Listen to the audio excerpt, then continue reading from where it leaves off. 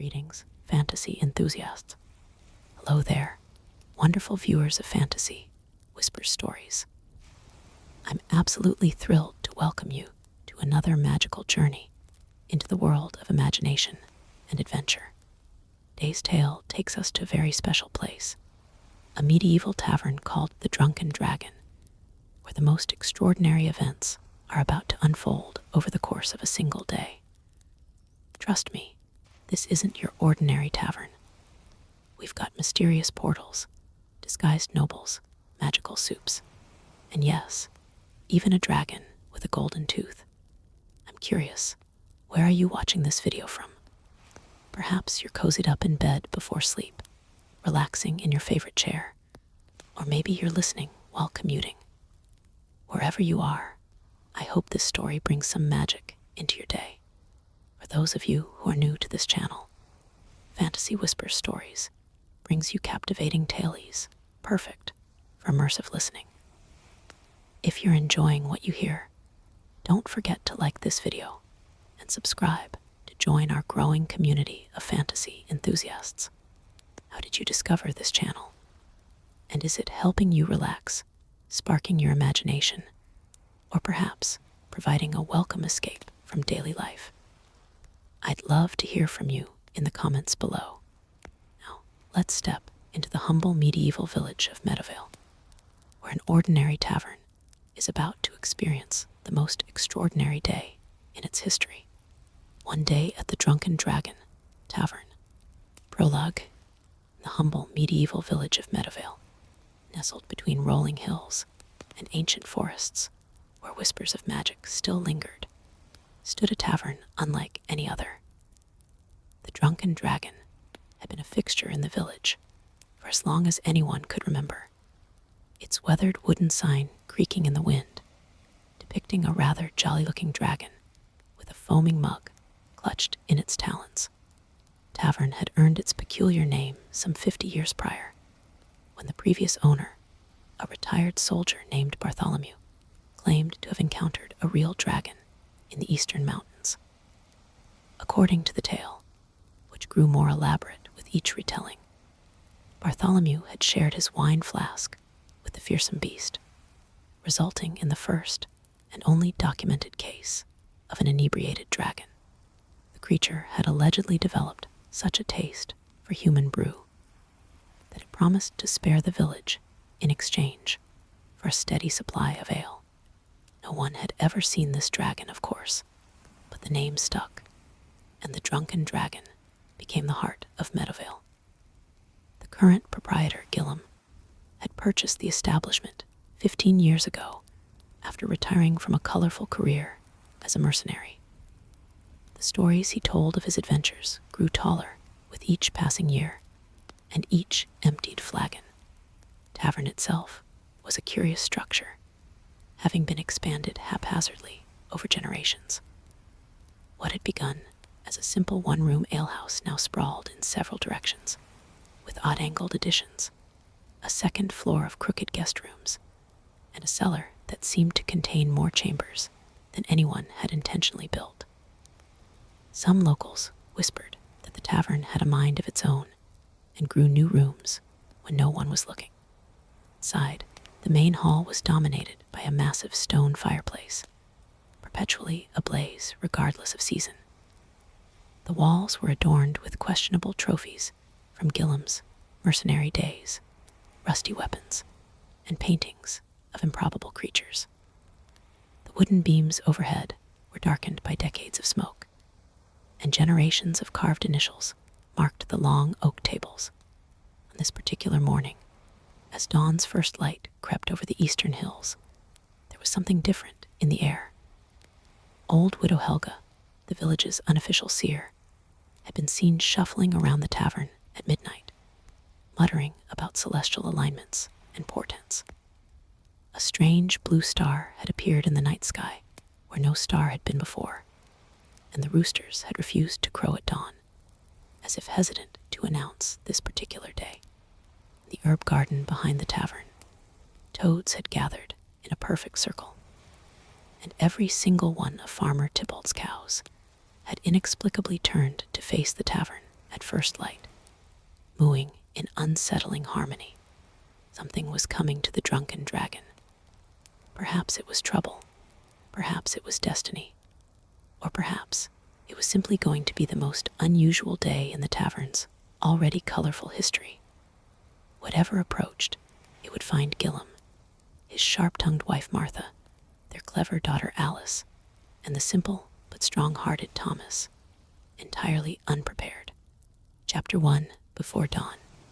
Guillem awoke with a start, his hand instinctively reaching for the dagger he kept beneath his pillow, a habit from his mercenary days that 20 years of peaceful tavern keeping had failed to break. The room was still dark, but some internal clock told him it was time to rise. Beside him, Martha slumbered on, her soft snores a familiar melody that had accompanied countless mornings, the groan that spoke of too many years carrying armor and too many nights sampling his own merchandise. Guillem swung his legs over the side of the bed. He was a barrel-chested man of 50 winters, with arms still muscled from hauling kegs and a belly that attested to the quality of his wife's cooking. His once black beard was now more salt than pepper, and his balding pate shone in the faint moonlight that filtered through the shuttered window. Another day, another opportunity for fate to test my patience, he muttered, his personal morning prayer. Guillem shuffled to the wash basin, splashed cold water on his face, and peered into the polished metal that served as a mirror. The face that stared back was weathered by sun and wind, with a scar that ran from his right eyebrow to his ear, the result of a disagreement with a pirate in his younger days. At least, that was the story he told customers. In truth, he'd fallen from a horse while drunk, but that tale wouldn't keep the patrons in awe or encourage them to buy another round. As he dressed in simple woolen trousers and a stained linen shirt, Guillem's mind wandered to his days as a mercenary. He had indeed been a fighting man, though perhaps not the legendary warrior he claimed. He'd served in the company known as the Silver Wolves, more often guarding merchant caravans than participating in glorious battles. Still, he'd seen enough of the world to know that running a tavern in Meadowvale was exactly where he wanted to spend his remaining years. Floorboards creaked beneath his feet as he made his way down the narrow staircase that connected their private quarters to the tavern below. The main room was dark and quiet, smelling of stale ale, wood smoke, and the lingering ghost of yesterday's roasted mutton. Guillem moved with the confidence of a man who knew every inch of his domain, even in darkness. He stirred the embers in the great fireplace and added fresh logs, coaxing the flames back to life. As the fire's glow illuminated the room, shadows danced across the walls, making the stuffed weasel mounted above the bar seem to twitch its tail, and the rusty helmet from some forgotten war appeared to turn slightly, as if its absent owner sought a better view of the room. "Time to wake, old friend," Guillem said to the tavern itself, patting a wooden support beam affectionately. Some days he felt the building respond, settling comfortably around him like a faithful hound. Today, the wood seemed to shiver under his palm. "Feeling restless, are we? You and me both." From the kitchen came the sound of movement. Martha was awake and beginning her morning ritual. Soon, the tavern would fill with the aroma of baking bread and her famous restorative soup, a closely guarded recipe said to cure everything from gout to a broken heart, though it was most renowned for its miraculous effect on hangovers. Outside, the first hint of dawn lightened the eastern sky, though the sun itself remained hidden. Guillem unbolted the tavern's front door and stepped out into the cool morning air. The village square was empty and silent, save for a mangy dog sniffing hopefully around the previous day's market debris. Overhead, stars were fatting, all except for the strange blue one that had appeared 3 nights ago. It glowed with unnatural brightness, seeming to wink at Guillem like a co-conspirator. Nothing good ever comes from new stars, he muttered, making a sign against evil. The sound of wood being chopped drew his attention to the side of the tavern, where Thomas was already at work. The young man had arrived in Meadowvale 2 years ago, a simple soul with few memories, but arms like tree trunks and a willingness to work. Guillem had hired him on the spot. "Morning, Thomas," Guillem called, approaching the chopping block. Thomas paused mid-swing, his axe held high. He was enormous, standing a head taller than Guillem, with shoulders broad enough to block a doorway. Despite his intimidating size, his face had a boyish quality, with wide blue eyes and a perpetual look of mild surprise, as if the world consistently astonished him. "Morning, Master Guillem," he replied, his voice as gentle as his appearance was formidable. "I'm making plenty of wood for the fire. It feels like a cold day coming, even though it's summer." "Good lad," Guillem nodded. "When you're done there, we need water from the well and the new wine barrels brought up from the cellar." "Yes, Master Guillem. I already fixed the door too." Guillem blinked. "What door?"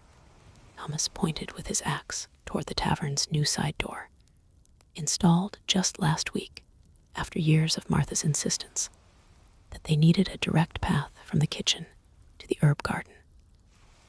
The door now hung crookedly on its hinges, with several planks splintered near the handle. "I might have pulled too hard when it stuck," Thomas explained, looking sheepish. "But I fixed it good. Used those metal things you showed me." Guillem sighed. "Nails, Thomas. They're called nails." He walked over to inspect the repair, which appeared to involve enough nails to build a small ship, hammered in with more enthusiasm than precision. The door would never close properly again, but at least it wouldn't fall off. It's creative craftsmanship. "Thank you, Master Guillem." Thomas beamed, missing the irony entirely. As Guillem turned back toward the tavern, he noticed movement at the edge of the village, a lone figure hurrying in the direction of the forest, hood pulled low despite the warm morning. There was something furtive in the way they moved, glancing repeatedly over their shoulder. Now who might that be, skulking about at this hour? Guillem wondered aloud. Meadowvale was a small village where everyone knew everyone else's business, often before they knew it themselves. "That's old Greta," Thomas said, his eyesight sharper than Guillem's. "She's been going to the forest every morning this week. Alice says she's gathering special mushrooms that only grow before the sun touches them." "Is that so?" Guillem stroked his beard thoughtfully. His daughter had an uncanny knack for knowing things she shouldn't. "And what else does my little magpie know about old Greta's activities?" Thomas shrugged his massive shoulders. "She said something about the blue star and a visitor coming. But Alice says lots of things, Master Guillem." Indeed she did, and worryingly, many of them had a habit of coming true. Guillem made a mental note to have a word with his daughter about her sources of information. At 15, Alice was too clever by half and knew every secret in the village, a useful quality in a tavern keeper's daughter, but occasionally an alarming one in a father's eyes. As if summoned by his thoughts, the tavern's rear door opened, and Alice stepped out into the herb garden, wicker basket in hand. Even in the dim light, Guillem could see she moved with purpose, selecting specific plants with a practiced eye. Another day at the Drunken Dragon was beginning, and Guillem couldn't shake the feeling that it would be one to remember. Chapter 2, Morning Visitors. The first rays of sunlight had barely crept over the horizon when the tavern's front door swung open, admitting Farmer Tybalt and 3 other early-rising villagers.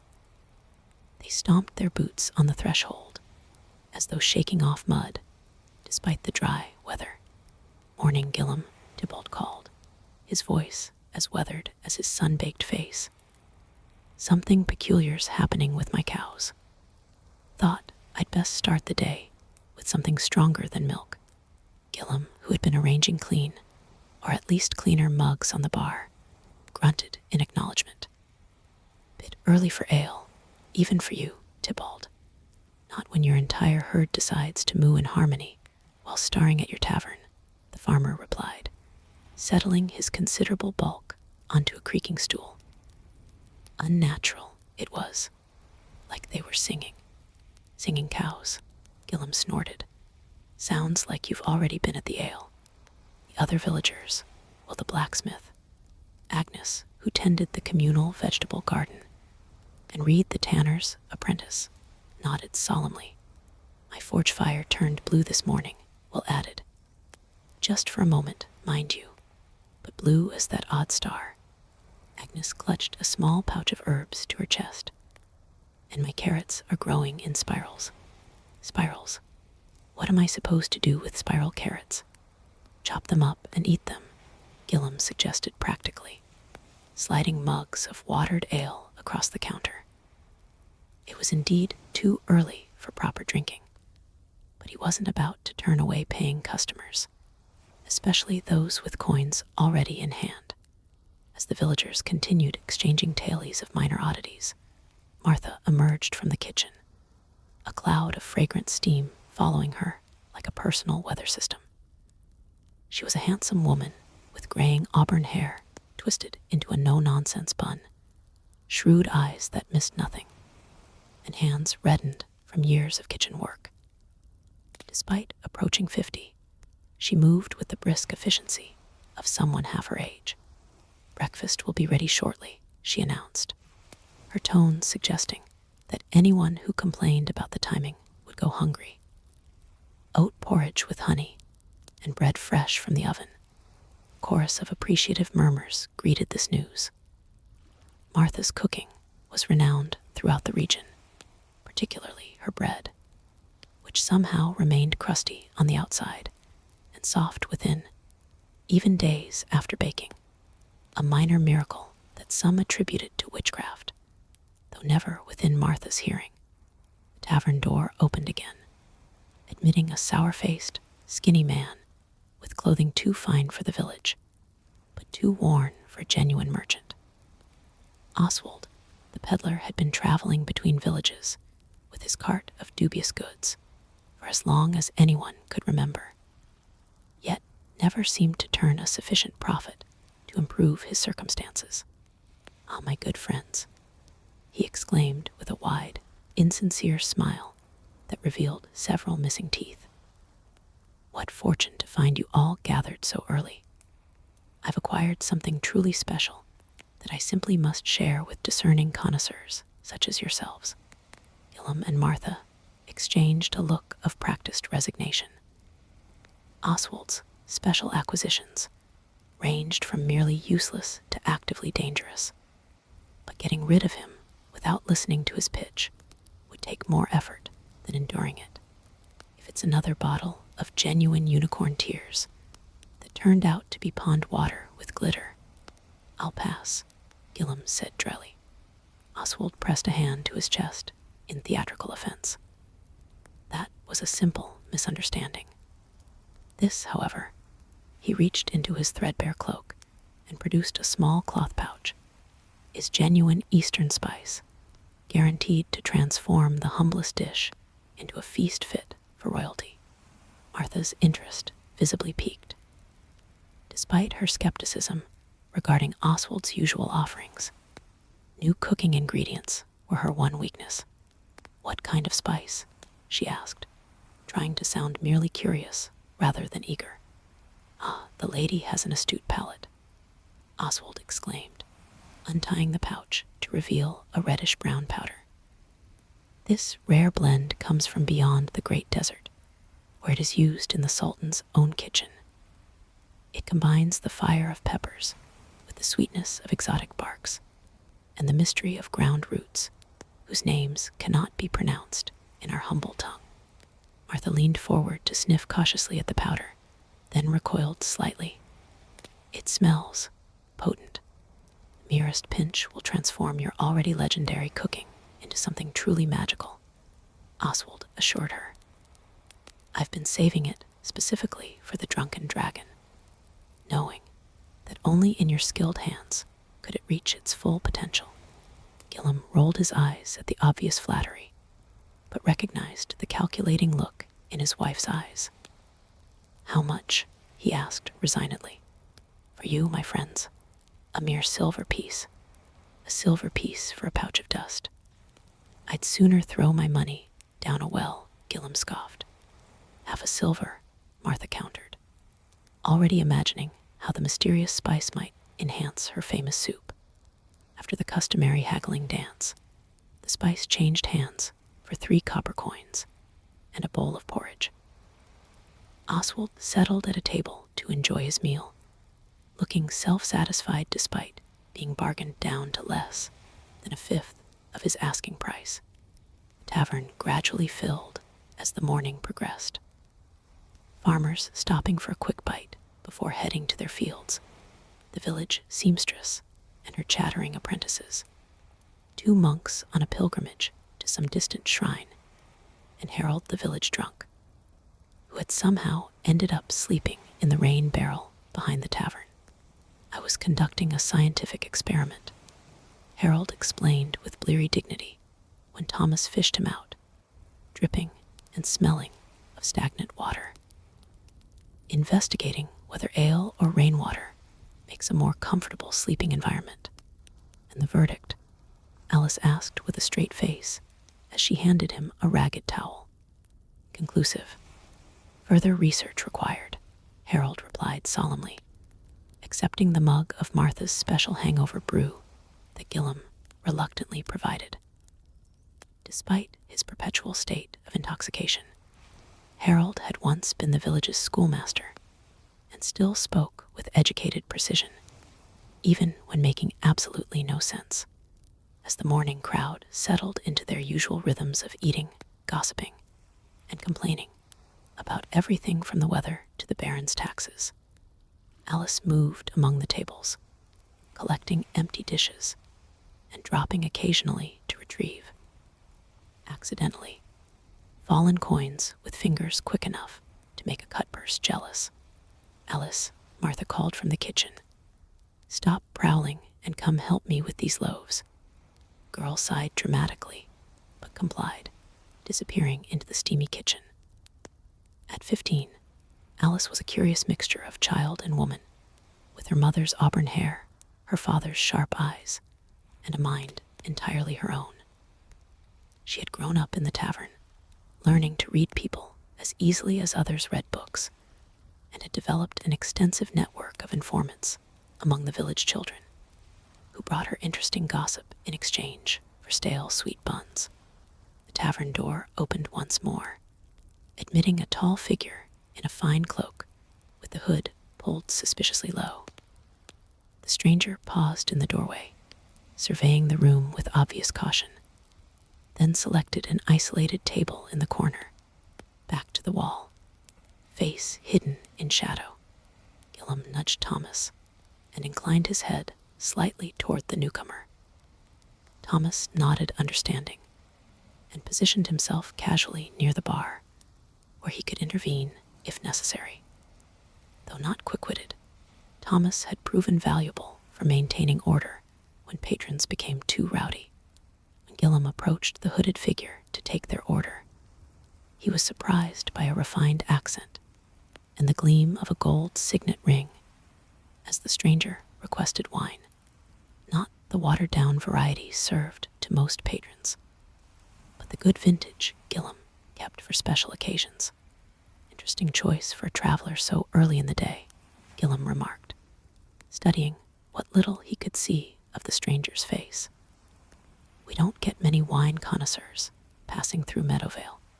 I find it enlightening to occasionally sample the experiences of the common folk," the stranger replied, the slight hesitation betraying their discomfort with the surroundings. "One learns much about a realm by observing its people at leisure. Nobleman in disguise then, or perhaps a lady. It was difficult to tell from the voice alone. Either way, someone was slumming among the peasantry, likely on a youthful dare. Guillem had seen it before. Such visitors usually provided good coin and amusing stories, provided they weren't recognized and harassed by the locals. Of course, my lord.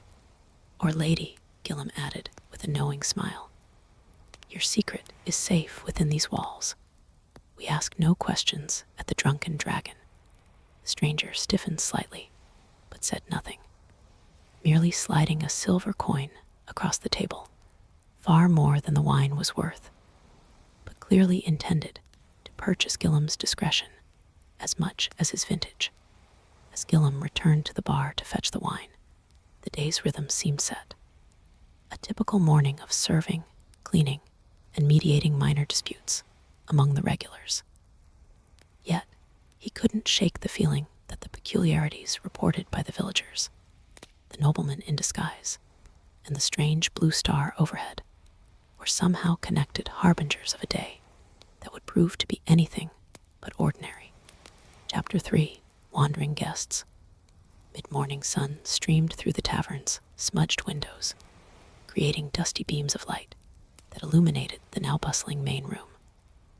The door swung open yet again, this time admitting a thin, stooped figure in travel-stained brown robes.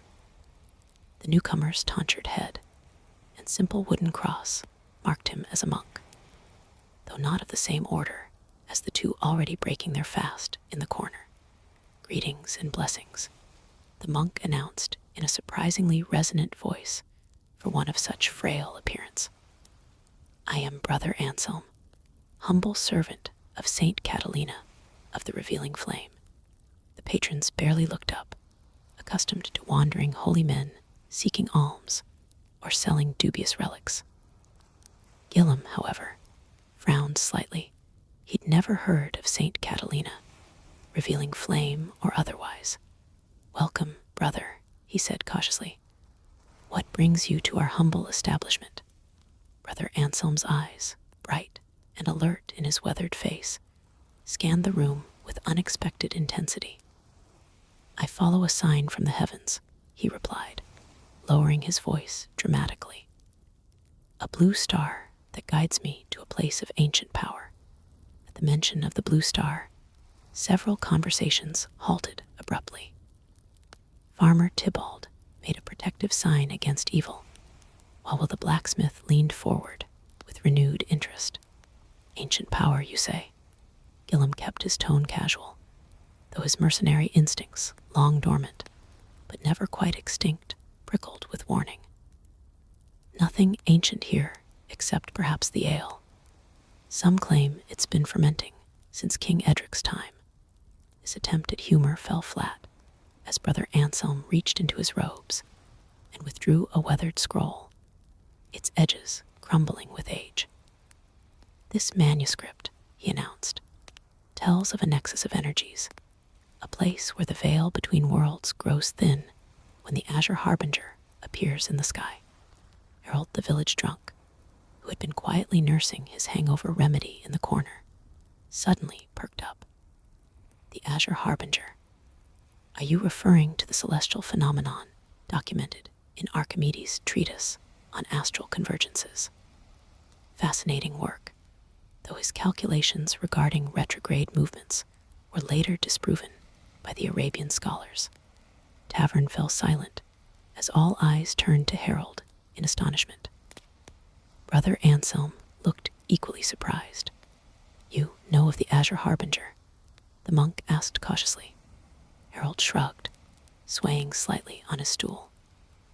I was a scholar before I discovered the superior intellectual freedom offered by perpetual inebriation. The harbinger appears every 73 years, heralding a period of increased permeability between realms. The ancients considered it both omen and opportunity. Indeed, Brother Anselm nodded, clearly reassessing Harold.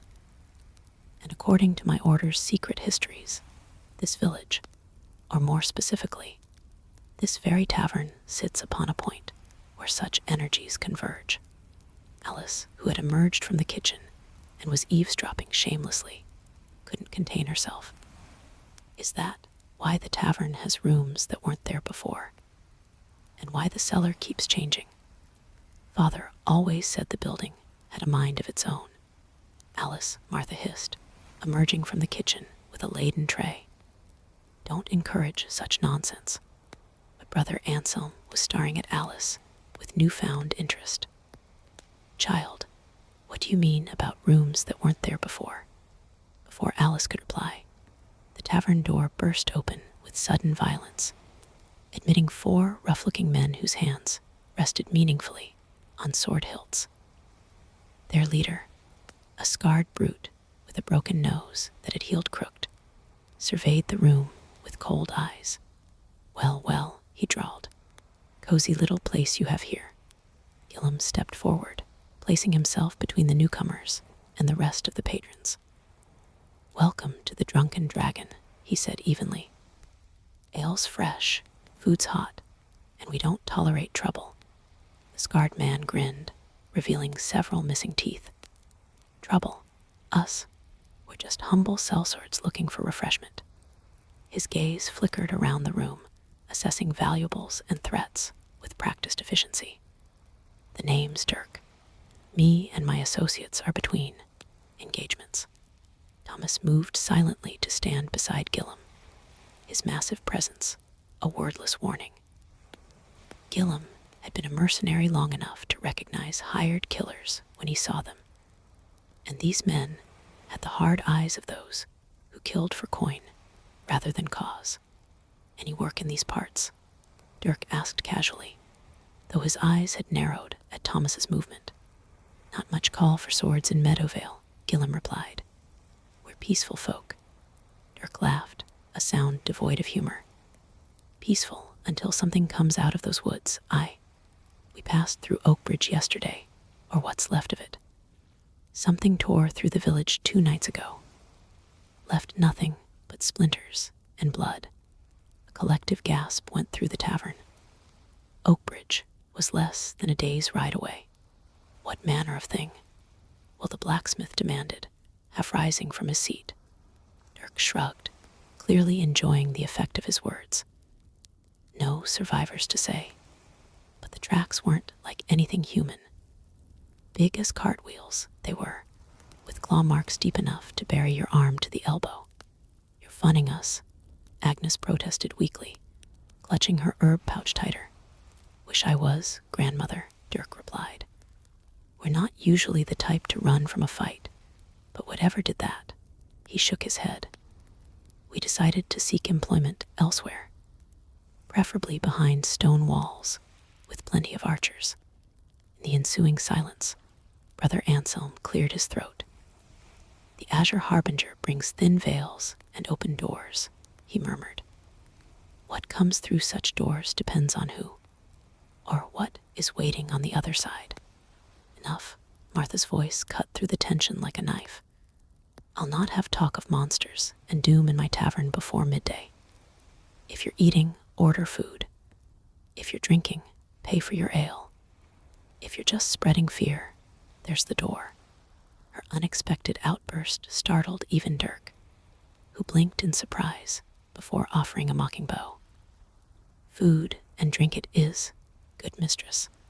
We've coin to spend before we move on. As Martha huffily returned to her kitchen, and the mercenaries settled at a table near the door, conversation slowly resumed, though now in hushed, anxious tones.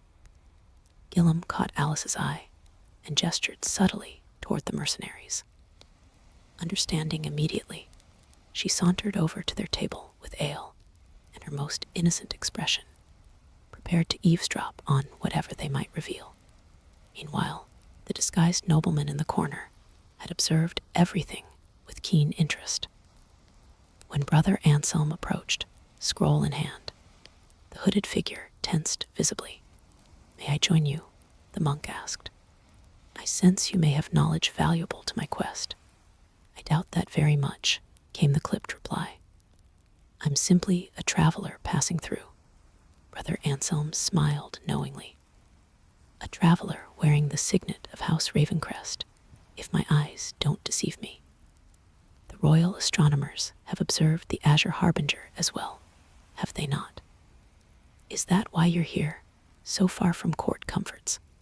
The nobleman's hand disappeared beneath the table, presumably to a hidden weapon. Choose your next words with exceptional care, monk. Their tense exchange was interrupted by the arrival of yet another visitor, a flamboyantly dressed man whose multicolored clothing made him look like a walking festival. He carried a lute slung across his back and wore a cap adorned with tiny bells that announced his movement with musical jingling. Good people of Meadowvale, he announced with a theatrical bow. Felix Fortunato, troubadour extraordinaire, master of melody, and bearer of ballads, at your service. The sudden levity was welcome after the mercenaries' grim news. Even Dirk and his men looked up with interest. Traveling entertainers often carried gossip and information valuable to those in their profession. A minstrel, Thomas exclaimed with childlike delight. Will you sing for us? For the price of a meal and a cup of your finest, my large friend, I shall serenade you with tales of love, adventure, and heroism that will bring tears to your eyes and fire to your heart. Felix promised grandly, as the colorful minstrel made himself at home. Yet another figure slipped quietly through the door, a woman draped in a green cloak, her dark hair streaked with silver, her sharp eyes taking in the tavern's occupants with a calculating gaze. Her hands, gnarled but strong, bore intricate tattoos of herbs and phases of the moon. Guillem's eyes widened in recognition. Mistress Wren, he murmured to Thomas, the hedge witch from beyond the western hills. She hasn't been seen in Meadowvale for at least 5 years. Thomas looked confused. Is she dangerous? Not exactly, Guillem hedged. But her presence never bodes well. She only travels when something significant is about to happen. The witch made her way directly to the bar, moving with the fluid grace of someone half her apparent age. Guillem, she greeted him, her voice like dry leaves rustling. Your tavern calls to many today, it seems. What brings you to Meadowvale, Mistress Wren? He asked cautiously. She smiled, revealing teeth too white, and even for an old woman. The same thing that brings a disguised noble, a monk with secret knowledge, hired killers, and a spy in minstrels clothing to your door on the same morning. Can you not feel it, old soldier? The air is thick with possibility and danger. Guillem frowned. Felix is a spy. Among other things, Wren replied cryptically. Nothing in your tavern today is quite what it seems, Guillem. Not even the tavern itself. Before Guillem could question her further, a small commotion broke out near the door. A young boy, no more than 8 or 9, had burst into the tavern, his face flushed with excitement or fear. Message, he panted, waving a sealed parchment. Urgent message for the man with the golden tooth. The tavern fell silent once more, as patrons glanced at one another in confusion. As far as Guillem knew, no one in Meadowvale had a golden tooth. Such luxuries were far beyond the means of simple villagers. Yet the boy appeared deadly serious, his young face earnest as he repeated, Message for the man with the golden tooth. Matter of life and death, he said. Who said boy? Guillem asked, approaching the child. The hooded man on the black horse, the boy replied. Gave me a silver penny to deliver it, and said not to return without an answer. The sealed parchment lay on a table now, innocuous, yet somehow ominous. No one moved to claim it. In the kitchen, Martha had just added a pinch of Oswald's mysterious spice to her famous soup, unaware that the morning's strange convergence of visitors was about to become even more peculiar once the soup was served. Chapter 4, Midday Chaos. Mysterious letter for the man with the golden tooth lay unclaimed on the table, drawing curious glances from the tavern's patrons. No no one stepped forward to claim it. Yet no one suggested disposing of it either. There was something compelling about the sealed parchment, as though it contained matters too important to ignore. Perhaps, Felix the minstrel suggested, breaking the awkward silence. This calls for a musical interlude, while the intended recipient gathers his courage. Without waiting for agreement, he launched into a lively tune, his fingers dancing across the lute strings with undeniable skill. The tension eased somewhat as Felix played, his music a welcome distraction from the morning's strange occurrences. Even Dirk and his mercenaries seemed to relax, tapping their fingers in rhythm against their ale mugs. Respite was short-lived. The tavern door burst open once again, admitting 3 royal guardsmen in the Baron's livery, blue and silver tunics over chain mail, with polished helmets and stern expressions. "In the name of Baron Hawthorne," announced the lead guard, a square-jawed man with a bristling mustache. "We seek a fugitive from justice. Lady Elaine of House Mistewad, charged with theft of royal property and suspected involvement in the dark arts." The disguised nobleman in the corner tensed visibly, shrinking deeper into the shadows. Guillem, catching the movement, casually positioned himself to block the guardsman's view of that particular table. "Haven't seen any ladies of noble birth here," he said truthfully enough. "Just the usual crowd, as you can see." The guard captain looked skeptical. Lady Elaine was last seen heading in this direction, dressed as a commoner. She is described as being in her 20th year, with hair the color of ravens and a small scar beneath her right eye. His gaze swept the room. Anyone matching that description passed through recently. The patrons muttered denials or shook their heads. The guardsman sighed wearily. "We are authorized to search these premises," he declared, though he didn't sound particularly enthusiastic about the prospect. "Baron Hawthorne takes the theft of his property very seriously. What exactly did this lady steal?" Alice asked, innocently, having returned to help her father at the bar. The guard hesitated. "That information is not for public knowledge." Harold the village drunk slid off his stool, stumbling slightly as he approached the guardsman. "Did you know," he said conversationally, swaying into the captain's personal space, "that the legal code established by King Edric IV specifically prohibits searches of private establishments without written authorization from the royal judiciary? Fascinating bit of jurisprudence, isn't it?" The guard backed away from Harold's ill-soaked breath. "We have the Baron's authority." But the Baron's authority extends only to his own holdings," Harold continued, somehow sounding scholarly despite his slurred speech.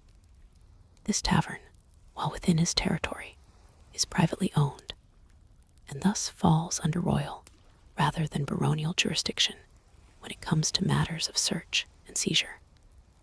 I would be delighted to explain the relevant precedents, beginning with the landmark case of the Crown versus Goodman Brewster in the year of the Great Flood." The guard captain's eyes glazed over as Harold launched into a detailed legal lecture. The other guards began inching toward the door. "Perhaps we'll continue our search in the village proper," the captain decided hastily. "If you see anyone matching the lady's description, it is your duty to report it immediately." As the guards retreated from Harold's relentless exposition, Guillem shot the former schoolmaster a grateful look. Harold responded with a surprisingly sober wink before returning to his elaborate performance of drunkenness. No sooner had the guards departed than a commotion arose from the far corner of the tavern.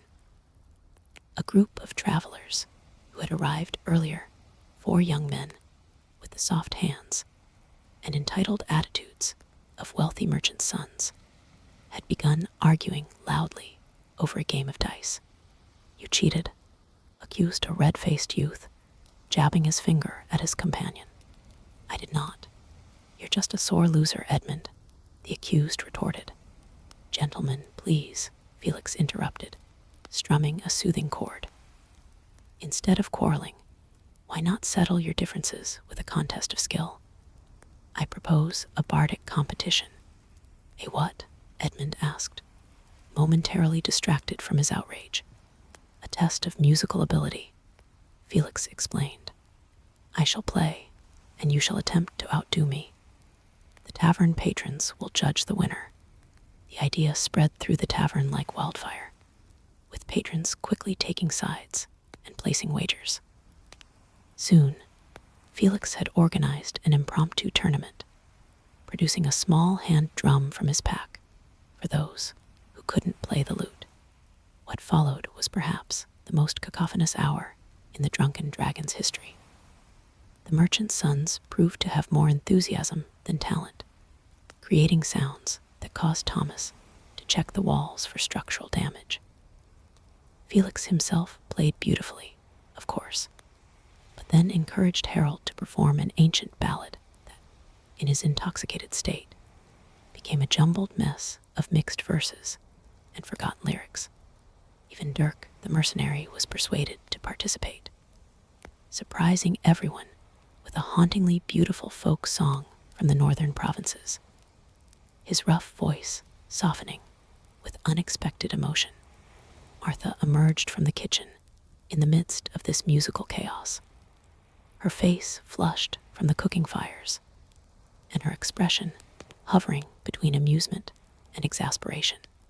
"Lunch is served," she announced, raising her voice to be heard over a particularly enthusiastic but tone-deaf rendition of The Maiden and the Minotaur. The announcement brought a welcome end to the musical torture. Platters of bread, cheese, and Martha's famous soup were distributed among the tables. The soup, a rich amber liquid with mysterious floating bits that no one dared identify, steamed invitingly in wooden bowls. "What's in this?" Farmer Tybalt asked suspiciously after his first spoonful, his face contorting in an unreadable expression. "Tastes different. A new spice," Martha replied proudly. "Exotic from the east." Oswald the peddler puffed up importantly. "From the Sultan's own kitchens," he reminded everyone within earshot. "Worth every copper." Guillem, who had taken a cautious sip of his own soup, felt an unusual warmth spreading through his body. Not unpleasant, exactly, but strange, as though his blood had been replaced with mulled wine. He glanced around and noticed similar reactions from the other patrons. Tybalt's eyes had widened to the size of saucers, while the blacksmith was staring at his hands, as though he'd never seen them before. Agnes was giggling like a young girl, her wrinkled face flushed. "Martha," Guillem whispered urgently, "what exactly did Oswald tell you about this spice?" Before she could answer, the disguised noblewoman for it was now clear to Guillem that the mysterious hooded figure was indeed Lady Elaine. Suddenly stood up. For a moment, it seemed she might bolt for the door. Instead, she removed her hood, revealing a striking young woman with raven black hair and the promised scar beneath her right eye. "I might as well be comfortable while I wait," she announced to no one in particular. "This soup is remarkable. I can see music in the air." Indeed, strange, colorful wisps appeared to be floating through the tavern, visible only from the corner of one's eye. They corresponded somehow to Felix's gentle lute playing, which had resumed at a more subdued volume. "Martha," Guillem repeated with greater urgency, "what was in that spice?" His wife looked equally bewildered. "I only used a pinch. How was I to know it would?" She gestured helplessly at the increasingly strange behavior of their patrons. Brother Anselm was now engaged in a deep conversation with the tavern's stuffed weasel. Dirk and his mercenaries were building an elaborate fortress out of bread crusts.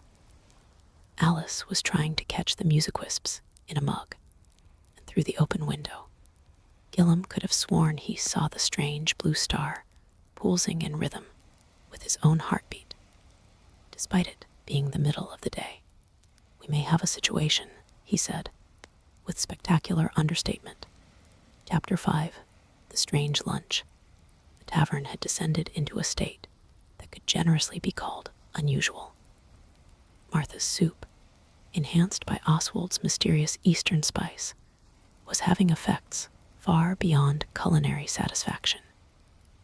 Reality itself seemed to be loosening its grip on the Drunken Dragon and its patrons. "I can taste colors," Thomas announced, staring into his empty bowl with an expression of profound wonder. "The red ones taste like happiness." "That's ridiculous," Farmer Tybalt scoffed. "Everyone knows red tastes like Tuesdays." He then turned to earnestly explain something about crop rotation to an empty chair. Guillem, who had wisely stopped at a single spoonful, grabbed Martha's arm and pulled her into a relatively quiet corner. "We need to find out what was in that spice," he hissed. "Look at them." Indeed, the scene before them was concerning.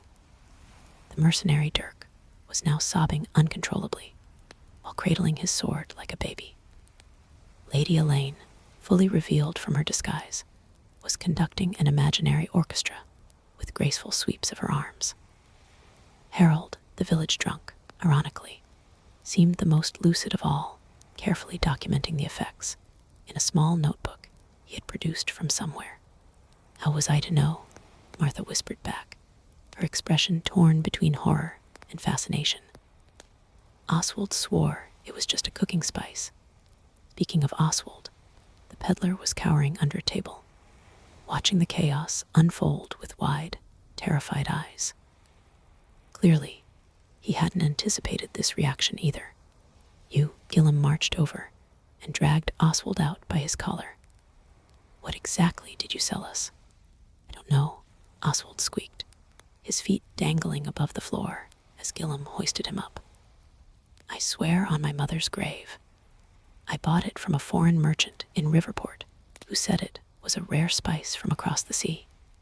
He didn't mention this." He gestured wildly at Brother Anselm, who was now attempting to walk up the wall, insisting that gravity was merely a widely accepted theory.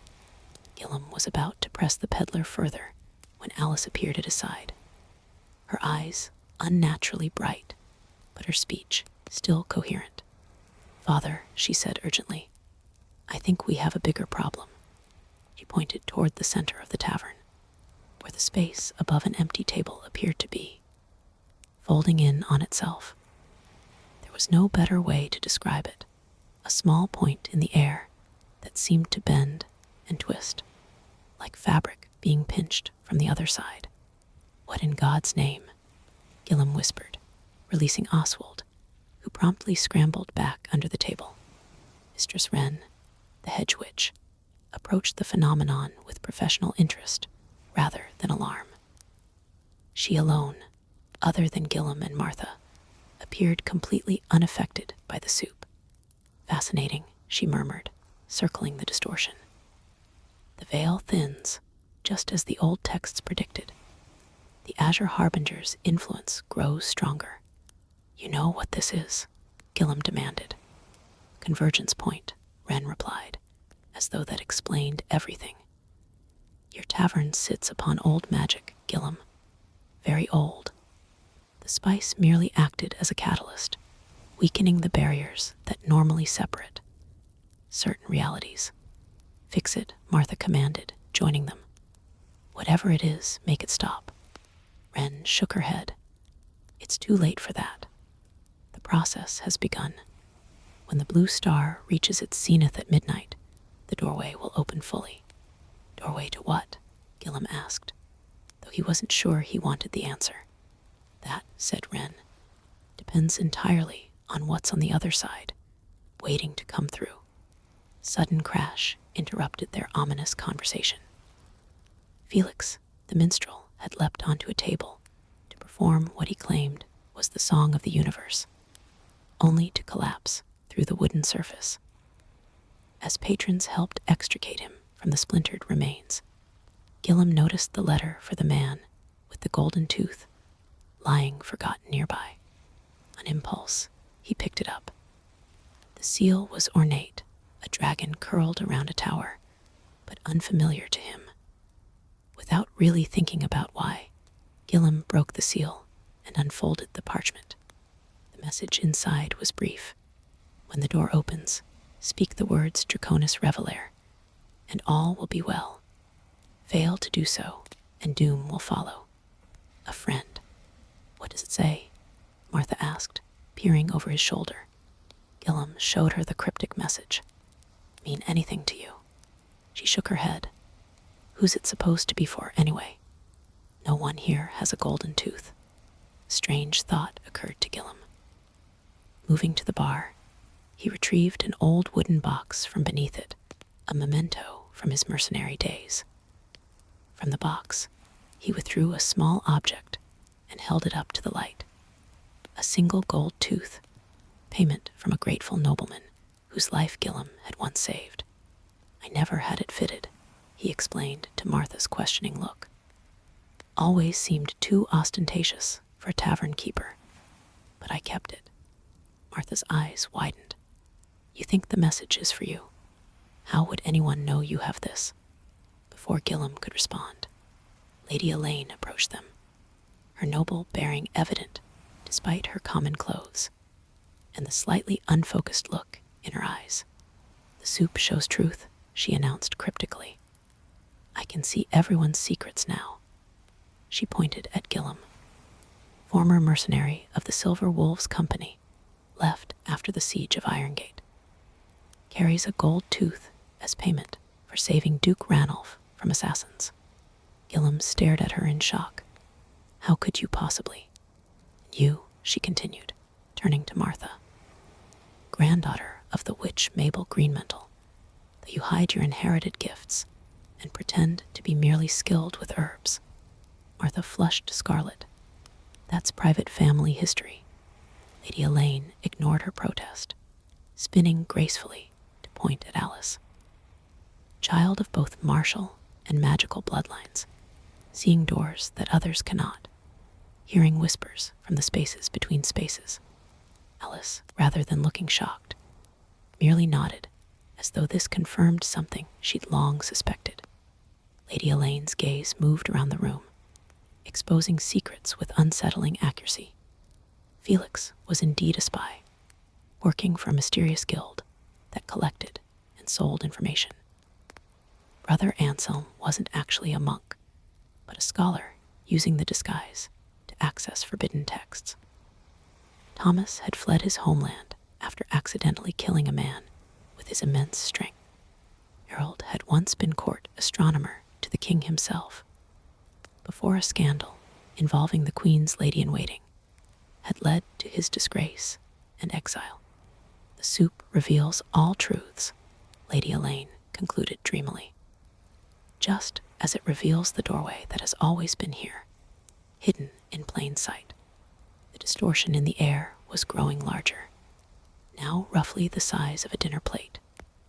Through it, Guillem caught glimpses of something, a landscape that wasn't the tavern's interior, flashes of color and movement that made no sense to his eyes.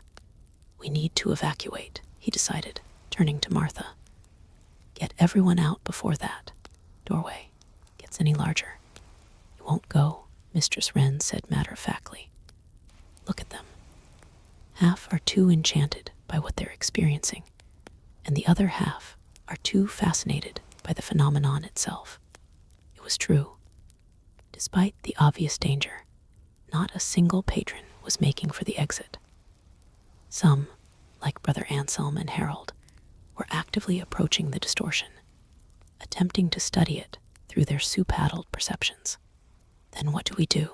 Martha demanded. We wait, said Wren calmly. The effects of the spice will fade within hours. By then, we'll know whether your tavern is to be the site of wonder or catastrophe. That's not acceptable, Guillem growled, his old mercenary instincts fully awakened now.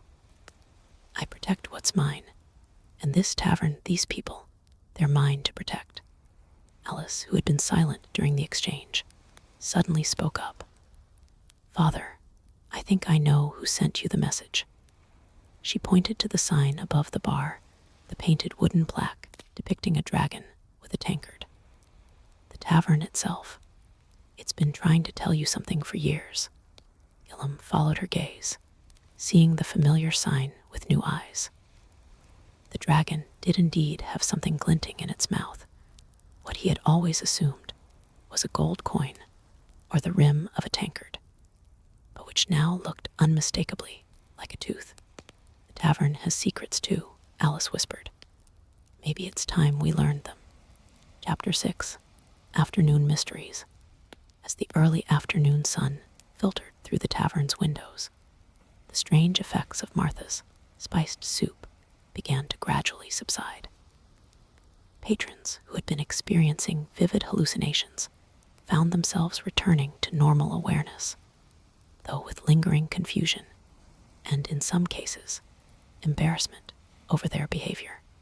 The distortion in the air remained, however, a shimmering fold in reality that now pulsed gently in rhythm with some unseen force. It had neither grown nor diminished in the past hour, remaining roughly the size of a dinner plate and hovering steadily above the center table. I feel like I've been kicked in the head by a mule, Farmer Tybalt groaned, massaging his temples. What was in that soup, Martha? Martha, still mortified by the chaos her cooking had unleashed, could only shake her head helplessly. I've disposed of the rest of the spice, she assured everyone. And the remaining soup. Guillem, meanwhile, had gathered Alice, Martha, and Mistress Wren near the bar for a hushed conference. The mysterious note with its instruction to speak, Draconis Revelare. When the door opened lay on the counter between them. Alice, Guillem said softly, what did you mean about the tavern having secrets? About it trying to tell me something. His daughter bit her lip, suddenly looking very young and uncertain. I've been seeing things in the tavern for years, she admitted. Rooms that aren't there the next day. Doors that lead to different places depending on who opens them. And sometimes, at night, I hear singing. Not human singing. It's like the building itself is humming. Martha reached out to touch Alice's forehead, a maternal gesture checking for fever. But Mistress Wren gently intercepted her hand. The girl isn't ill or imagining things, the hedge witch said. She has the sight. It runs in your bloodline, Martha, though you've chosen not to acknowledge it. Martha flushed. Those old family stories are just superstition. Are they? Wren raised an eyebrow, gesturing toward the distortion. How do you explain that? Before Martha could respond, the sound of measured footsteps drew their attention. Harold, the village drunk, approached their small group with a steadiness that belied his usual stumbling gait. His eyes were clear, his expression serious. The phenomenon appears to be stable for now, he reported in a crisp, academic tone, utterly unlike his normal slurred speech. But my calculations suggest it will expand exponentially once the Azure Harbinger reaches its zenith. Guillem stared at him. You're not actually drunk, are you? Harold's lips twitched in a small smile. I find that appearing inebriated is an excellent way to observe without being observed. People reveal much to those they believe are too addled to remember. Your spy? Martha asked incredulously. A researcher, Harold corrected. Employed by the Royal Academy to investigate unusual occurrences. The blue star's appearance was predicted in certain ancient texts, as was its potential effect on places of power. He nodded toward the tavern's walls. Like this establishment. While they digested this revelation, Alice had wandered back to the painting of the dragon above the bar. She studied it intently, then called out, Father, look at this. Guillem joined her, examining the familiar sign with new scrutiny. The dragon did indeed have what appeared to be a golden tooth in its painted mouth. Moreover, now that he was looking closely, he noticed something he'd never seen before, a small seam around the painting's frame, as though it might. "It's a door," he murmured, running his fingers along the barely perceptible crack. With careful pressure, the painting swung outward, revealing a small alcove behind it. Inside lay a dusty, leather-bound book and a tarnished key. "Well, I'll be damned," Guillem breathed, retrieving both items. The book was ancient, its leather cover cracked with age, while the key was an unusual design iron, with a head shaped like a dragon in flight. The tavern had fallen silent as everyone watched this discovery. Even the mercenaries and the noble lady had paused their activities to observe. "What is it?" Martha asked, peering over Guillem's shoulder as he carefully opened the fragile book. The pages were covered in faded ink, the handwriting spidery and old-fashioned. Guillem squinted at the first page, reading aloud. "The Journal of Bartholomew Kindle, tavern keeper and reluctant guardian of the gateway. May God have mercy on those who follow after me." "Bartholomew," Martha gasped. "The original owner who claimed to have met a dragon." Guillem nodded grimly, flipping through the journal's pages. It seems his story was more than just a drunken tale to attract customers. As Guillem read silently, his expression grew increasingly troubled. Finally, he looked up, addressing the gathered crowd with the gravity of a man delivering difficult news. "According to this journal, the Drunken Dragon isn't just built on a convergence point. It was built to contain it. Bartholomew didn't just encounter a dragon, he made a pact with it. The creature exists in another realm, but can cross over when the Azure Harbinger appears. The tavern was constructed as a kind of controlled gateway. A gateway for what purpose?" Brother Anselm demanded, his scholarly interest overcoming his earlier pretense of monastic humility. Guillem consulted the journal again. "It says the dragon is a guardian of knowledge, ancient wisdom too dangerous for ordinary men. The gateway allows worthy seekers to consult the dragon, but only under specific conditions." Lady Elaine stepped forward, her noble bearing fully restored now that the soup's effects had worn off. "That's why the Baron wants me executed," she said quietly. "I discovered references to this gateway in his private library. The Baron believes the dragon guards not just knowledge, but treasure beyond imagining." Dirk the mercenary barked a laugh. "Of course it's about treasure. It's always about treasure." "Not necessarily," Harold countered. "In the old texts, treasure often referred to knowledge or power, not gold." While they debated, Alice had taken the key from her father and was examining it closely. Without warning, she turned and walked purposefully toward the large painting of a mountainous landscape that hung on the tavern's far wall. "Alice," Guillem called after her. "What are you doing?" "Following the whispers," she replied cryptically, reaching up to touch the painting. To everyone's astonishment, her fingers passed through the canvas as though it were made of smoke. Alice inserted the dragon key into what appeared to be empty air and turned. A clicking sound echoed through the tavern, and the painting rippled like water disturbed by a stone. "There's a passage," she announced, withdrawing her arm. "I can feel cool air coming from it." Guillem hurried to her side, reaching tentatively toward the painting. His hand met solid canvas. "It only works for her," Mistress Wren observed, unsurprised. "The sight gives her access that others lack." "I should go through," Alice suggested eagerly. "See what's on the other side." "Absolutely not," Martha said firmly, joining them. "No daughter of mine is venturing into some magical passage alone." "Not alone," Thomas said, surprising everyone.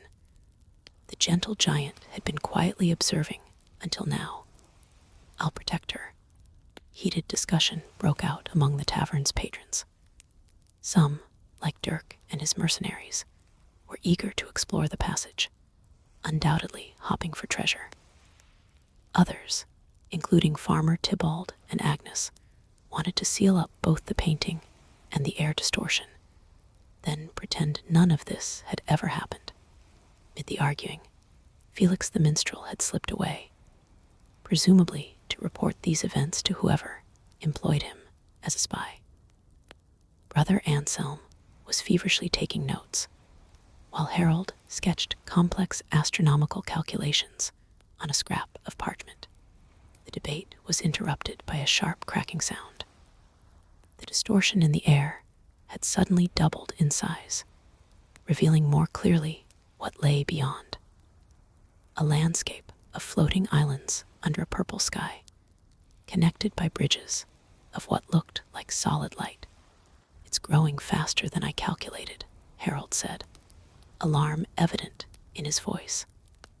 "The barrier between worlds is weakening." Guillem looked from the expanding portal to his daughter, who stood with her hand still touching the painting-turned doorway. Her expression caught between fear and fascination. Something told him these two phenomena, the painting passage and the central distortion, were connected, and that the future of his tavern, perhaps even his village, depended on the choices they made in the next few hours. "We need to understand what we're dealing with," he decided aloud. "Alice, Thomas, show us what's behind that painting." Chapter 7, Toward Sunset. The tavern held its collective breath as Alice, with Thomas close behind, stepped through the painting. It was a disconcerting sight, like watching someone walk through a solid wall. One moment they were there, the next they had vanished, the mountainous landscape in the painting rippling briefly before settling back to normal. Martha clutched Guillem's arm, her knuckles white.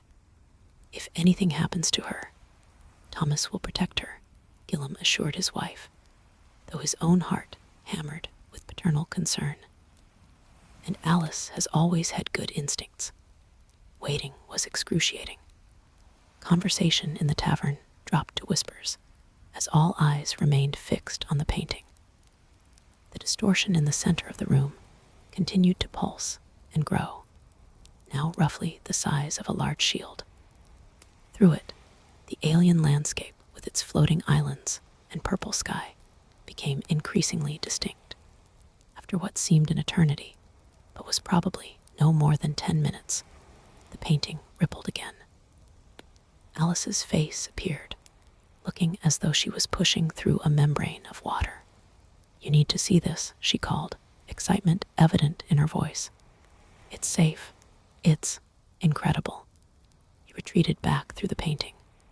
With a worried glance at Martha, Guillem stepped forward. He placed his hand against the canvas, feeling nothing but painted texture at first. Then, at the exact spot where Alice had emerged, his fingers met something different, not solid, but not quite liquid either. A resistance that gave way with gentle pressure. Taking a deep breath, Guillem pushed through. He found himself in a circular stone chamber that couldn't possibly exist within the tavern's known dimensions. The room was perhaps 30 feet across, its walls lined with bookshelves that reached to the domed ceiling 20 feet above. Ancient tomes and scrolls filled these shelves, interspersed with strange artifacts, crystalline objects, metallic instruments of unknown purpose, and glass containers holding substances that glowed with inner light. In the center of the room stood a pedestal supporting a large, open book bound in what appeared to be scales rather than leather. Thomas stood nearby, gazing around in wonder, while Alice was already exploring the shelves, running her fingers reverently over the spines of books. "What is this place?" Guillem asked, his voice hushed. "The Dragon's Library," Alice replied without looking up. "At least, that's what the inscription says." She pointed to words carved above the largest bookshelf, Draconis Bibliotheca. These books, Guillem said, approaching the nearest shelf. They must be worth a fortune. More than gold, came a new voice, deep, cultured, with an accent Guillem couldn't place. Tall figure emerged from between the bookshelves, a man dressed in an elegant robe of midnight blue, embroidered with silver stars. He had a neatly trimmed white beard and piercing eyes that seemed to shift color from blue to green to gold as he moved. Despite his apparently advanced age, he carried himself with the vigor of someone much younger. "Welcome to my humble collection," the stranger said, offering a small bow. "I am Draconis, or that is the name humans find easiest to pronounce." Guillem instinctively reached for the dagger at his belt, positioning himself between the stranger and Alice. "You're the dragon?" he asked skeptically. The man Draconis smiled, revealing teeth that were perfectly normal, except for a single golden canine on the right side. "In another form, yes. This shape is more convenient for maintaining a library." "Man with the golden tooth," Guillem murmured, suddenly understanding. "The message was from you." "Indeed. I've been waiting for you to discover this chamber for years, Guillem. Your predecessors were more curious about their tavern secrets. You know my name. I know all who inherit guardianship of the gateway," Draconis replied. "Just as I know that your daughter has the sight, and that the gateway is expanding prematurely due to unexpected catalysts." Alice had drawn closer during this exchange, her initial fear replaced by fascination. "Are you really a dragon?" she asked bluntly.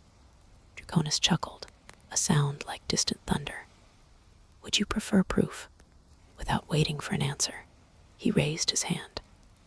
The air around it shimmered, and for a brief moment, the hand transformed into a scaled talon with gleaming claws before returning to human appearance. "Magnificent," Alice breathed. Thomas, who had remained silent until now, finally found his voice. "Why is your library hidden behind our tavern? And what's happening with that hole in the main room?" Draconis's expression grew serious. "The library exists in a space between realms. The tavern was built to control access, a kind of anteroom between worlds. As for the distortion, that is the gateway proper. It opens fully only during certain celestial alignments, such as the appearance of the Azure Harbinger. But it's opening too fast," Guillem said, remembering Harold's assessment. "Yes," Draconis confirmed. "Something has accelerated the process.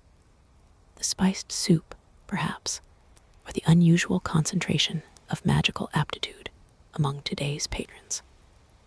The gateway is now responding to multiple influences, becoming unstable." "Is that dangerous?" Alice asked. "Potentially catastrophic," Draconis replied grimly. "If the gateway opens fully without proper control, it could create a permanent tier between realms. Creatures and forces never meant to interact with your world could pour through." "How do we stop it?" Guillem demanded. "You can't stop it entirely. The celestial alignment ensures the gateway must open, but it can be controlled, directed. That's why I sent the message." Draconis moved to the central pedestal, gesturing toward the scalebound book. "This contains the ritual. When the gateway reaches its maximum expansion, the words Draconis Revelare must be spoken by the tavern's guardian, you, Guillem, while holding your golden tooth. And that will close the gateway, will stabilize it, allowing me to pass through in my true form, after which I can seal the breach properly." Draconis paused, his color-shifting eyes boring into Guillem's. "However, there's a complication. I sense others who seek to use the gateway for their own purposes, your Baron. For one, who has long coveted the knowledge stored here." Alice gasped. "That's why Lady Elaine is being pursued. She discovered the Baron's plans." Draconis nodded. she found references to my library in his collection. The Baron believes I guard conventional treasure. He doesn't understand that knowledge is the only true wealth. A subtle tremor ran through the chamber, causing dust to drift down from the domed ceiling. Draconis looked up with concern. The gateway grows more unstable. You must return to the tavern and prepare for the ritual. When the sun sets and the azure harbinger becomes visible, the gateway will reach its critical point. But Alice began, clearly reluctant to leave such a magical place. We'll return, little one, Draconis assured her with unexpected gentleness, assuming we successfully manage the gateway. Now go, all of you. And Guillem, he added as they turned to leave, trust your daughter's instincts. The sight runs strong in her. With a final look around the impossible library, Guillem ushered Alice and Thomas back toward the painting portal. As they pushed through the rippling canvas and re-emerged into the tavern, they found a scene of rising tension. The central distortion had grown to the size of a door, and the alien landscape beyond was now clearly visible to all. Lady Elaine stood nearest to it, her hand outstretched as though tempted to reach through. Dirk and his mercenaries had positioned themselves strategically around the room, hands on their weapons.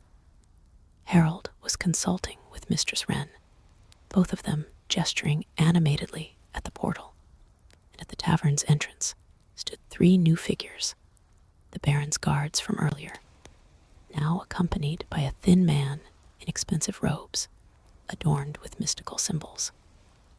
The newcomer's face was sharp and predatory, his eyes fixed hungrily on the growing portal. Baron Hawthorne, Lady Elaine spat, her posture tensing like a cornered cat. Not quite, Martha murmured to Guillem as he rejoined her. That's his advisor, Magister Corvus. They say he's the real power behind the Baron's throne. Magister stepped forward, surveying the tavern with calculated interest. His gaze lingered on Alice, Thomas, and Guillem, noting their emergence from the painting with a raised eyebrow. How fascinating, he said, his voice dry and precise. It seems we arrive at precisely the right moment.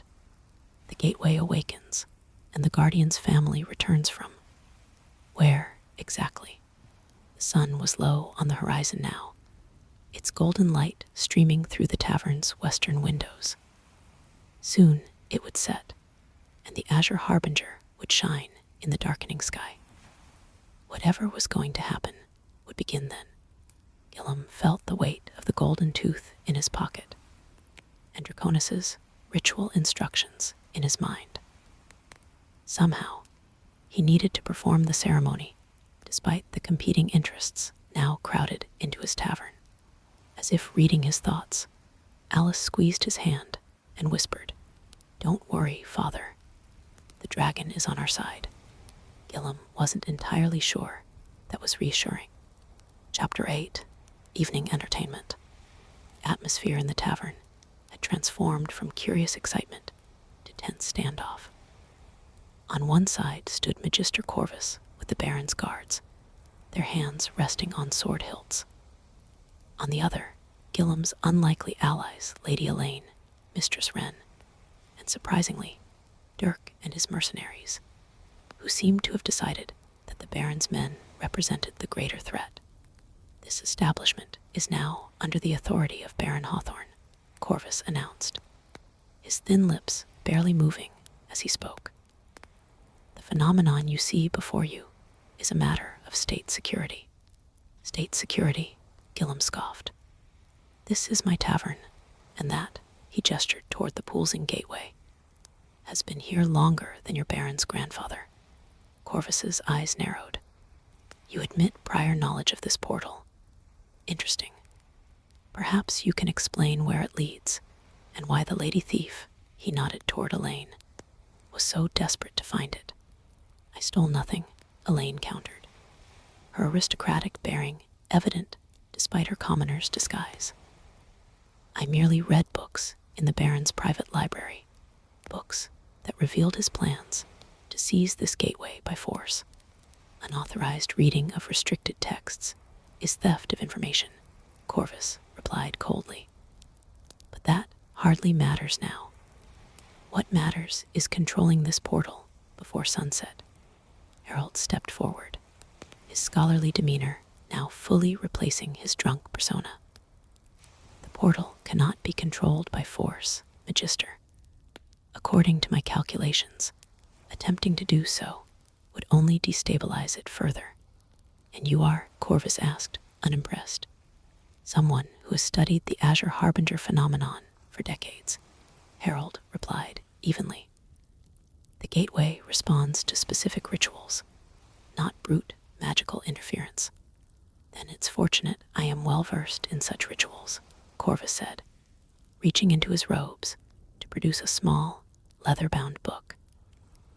This text, acquired at great expense from the Eastern kingdoms, details the precise ceremonies needed. Guillem exchanged a worried glance with Alice. If Corvus had his own ritual, it might interfere with the Draconis Revelare instructions they'd received. Martha, ever practical, chose this moment to assert her authority as the tavern's co-owner. Ritual or no ritual, no one's doing anything until everyone calms down, she declared, planting herself between the opposing factions. If you're staying in my tavern, you'll behave civilly. That means no drawn weapons, no threats, and no magical nonsense without my permission. To everyone's surprise, Martha's stern schoolmistress tone had an immediate effect. The guards relaxed their posture slightly, and even Corvus seemed taken aback. Perhaps refreshments would help ease tensions, Martha continued. I assure you, no strange spices this time. She gave Oswald a pointed look, causing the peddler to shrink further under his table. The practical suggestion broke some of the tension. People began shifting back to their tables, though the gateway remained the center of attention. Corvus and his men took a table near the door where they could watch the proceedings. Dirk and his mercenaries positioned themselves strategically around the room, clearly anticipating trouble despite the temporary truce. Guillem pulled his family into a hurried conference behind the bar. We need a distraction, he whispered. Something to keep Corvus occupied until sunset, when I can perform the proper ritual. A contest, Alice suggested immediately. Something to engage everyone and waste time. What kind of contest? Martha asked skeptically. Alice's eyes lit up. Felix, the minstrel can organize some entertainment, singing, storytelling, something that requires everyone's participation. Guillem nodded slowly. It might work. Where's Felix, anyway? As if on cue, the tavern door opened, and Felix strode in, looking surprisingly composed given the bizarre situation. If he had indeed left to report to his mysterious employers, he had returned swiftly. My friends, he called out, his performer's voice filling the tavern. What a gathering this is. In all my travels, I've never seen such an auspicious assemblage of interesting personages. Corvus looked irritated at the interruption, but the rest of the patrons seemed relieved by the distraction. Felix, Guillem called. Perhaps some entertainment is in order while we wait for sunset. A contest, perhaps. Minstrel's eyes twinkled with understanding. A marvelous suggestion. What better way to pass the time than with a display of talents? I propose a competition. The most impressive performance wins a free round of drinks. The suggestion was met with murmurs of approval. Even Dirk's mercenaries seemed interested, and the village regulars were visibly relieved by the return to something resembling normal tavern activity. What kind of performance? Thomas asked, his simple face alight with enthusiasm. Anything that showcases your unique abilities, Felix replied grandly. A song, a tale, a feat of strength, whatever you believe will most impress your fellows, So began what would later be remembered as the strangest talent show in Meadowvale's history. With the otherworldly gateway pulsing in the background and the sun sinking toward the horizon, the tavern's occupants took turns attempting to outdo one another.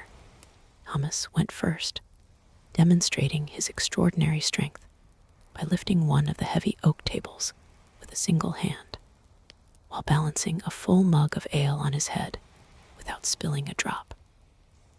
The applause was genuine, setting a good-natured tone for the contest.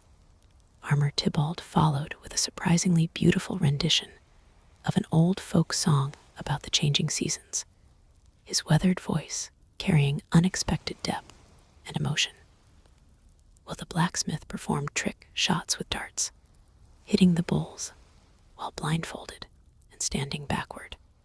Even Harold participated, dropping his scholarly reserve to perform a complex series of calculations that predicted the exact time each person had entered the tavern that day with uncanny accuracy.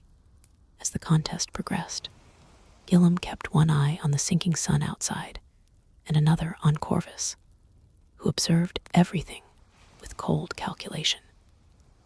The Magister clearly recognized the competition for the delaying tactic it was, but seemed content to bide his time. Lady Elaine surprised everyone with a courtly dance, performed with such grace that even Corvus's guards watched in admiration. Mistress Wren declined to participate, claiming her talents were not for public display, while Brother Anselm performed a sonorous chant in an ancient language that made the candle flames flicker mysteriously. When Dirk's turn came, the mercenary captain revealed an unexpected talent, fire eating. Using a torch from the wall, he performed a series of increasingly daring tricks, culminating in a spectacular burst of flame from his mouth that drew gasps from the audience. Learned it from a desert mystic, he explained with uncharacteristic modesty.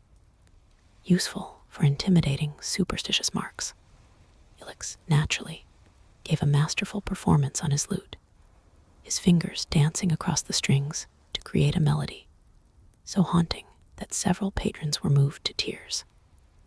His voice, when he added lyrics, was pure and powerful, telling a story of a traveler caught between worlds, a choice that seemed particularly apt given their current situation. As the performances continued, Alice tugged at Guillem's sleeve, nodding toward the window.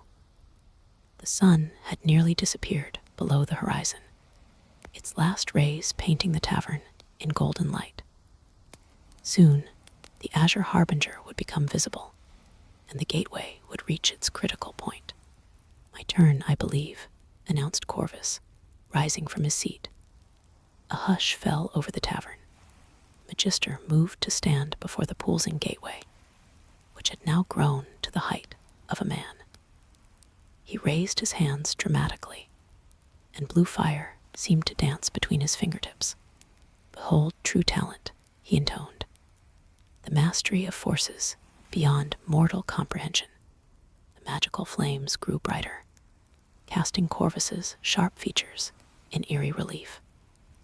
He began to chant in a language that hurt the ears, the words seeming to slither through the air like venomous snakes. He's starting his ritual early, Alice whispered urgently. Guillem's hand closed around the golden tooth in his pocket. He needed to intervene, but approaching Corvus now, with his magic active, seemed suicidal. It was Martha who saved the moment. With the practical courage that had defined her throughout their marriage, she marched straight up to Corvus, completely ignoring his mystical display. Your performance can wait its proper turn, sir, she said firmly, as though addressing a child attempting to cut in line. Agnes hasn't had her turn yet, and she's been waiting patiently. Corvus faltered, his concentration broken by the sheer audacity of being scolded like a schoolboy. The blue flames flickered and died, and he turned to Martha with an expression of stunned disbelief. "You dare interrupt. Rules are rules," Martha insisted. "Agnes, dear, show us your talent." The elderly village woman, looking both terrified and determined, shuffled forward, clutching her herb pouch. With trembling hands, she extracted various dried plants, arranging them in a small pattern on the floor. "I can read fortunes in herbs," she explained timidly. "My grandmother taught me." As Agnes began her modest demonstration, Corvus retreated, seething but unwilling to lose face by making a scene. The temporary reprieve gave Guillem the opportunity he needed to slip around the edge of the room, positioning himself closer to the gateway. Outside, the last sliver of sun disappeared below the horizon.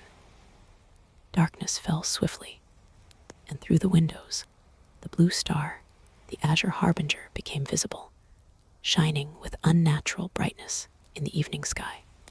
The effect on the gateway was immediate and dramatic. It pulsed once, twice, then expanded with a sound like tearing silk, growing until it reached from floor to ceiling.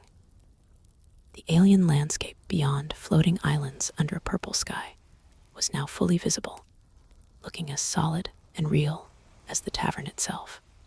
A collective gasp went through the room. Agnes dropped her herbs, crossing herself frantically. The guards drew their swords. Dirk and his men followed suit. Now, Corvus shouted, abandoning all pretense, "Seize control of the portal." As the Magister rushed forward, magical energy crackling around his hands, Guillem knew the moment of truth had arrived. The time for distractions and delays was over. "Draconis Revelare," he shouted, holding the golden tooth high. Chapter 9, Night Storm. Draconis Revelare.